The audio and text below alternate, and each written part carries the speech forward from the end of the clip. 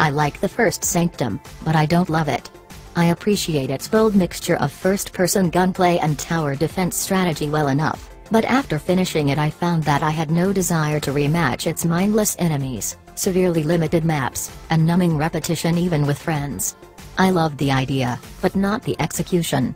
Sanctum 2 is different. This sequel takes all those ideas and runs with them in the right directions, improving in almost every conceivable way upon the original, and I find myself texting friends at ungodly hours to join me to play through a few more rounds. As before, your task is to erect a maze of walls and turrets to keep the enemies from your power cores for as long as possible, but the most immediately noticeable improvement is that this is a far more beautiful and varied game. Sanctum 2's colorful but sometimes confusing graphic novel-style story panels lead us through a lush, vibrant world spread across 15 maps. Some of these maps do away with the research facilities almost entirely, and the battles unfold before refreshingly natural surroundings or rusty train yards.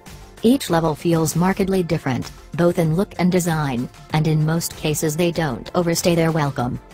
The waves of alien enemies are tougher, too. The varied cast of creatures come in relatively small numbers to counterbalance their increased hit points, and ever so often are accompanied by hulking bosses that smash through towers as though they were rotting Lincoln logs.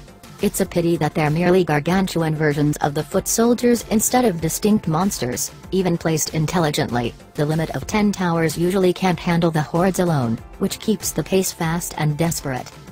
In a welcome surprise, many of these enemies will turn and chase you down if you get too close, a needed improvement over their oblivious marches in the first game.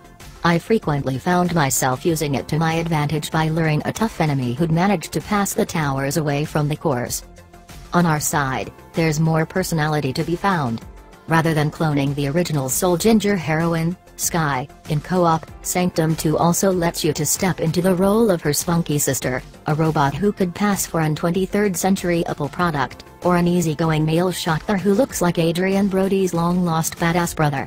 Each comes with some personality in the form of distinct voiced exclamations and their own primary weapon, ranging from Sky's humble but punch-packing assault rifle to her sister Sweet's massive grenade launcher that sets enemies on fire. While they tend toward the familiar archetypes like shotguns rather than inventive sci-fi gadgetry, it's all wrapped in a memorable Portal meets Mass Effect aesthetic, and each brings helpful strengths to different situations.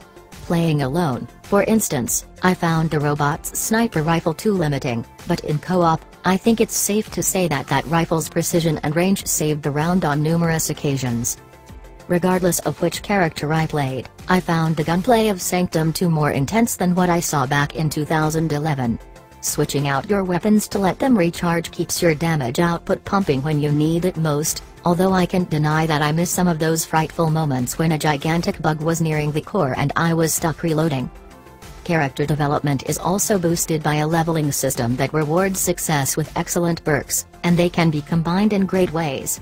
I matched a perk that damages enemies by jumping on them with one that boosts your speed every time you do damage, allowing me to dart in and out of the fray like a ninja.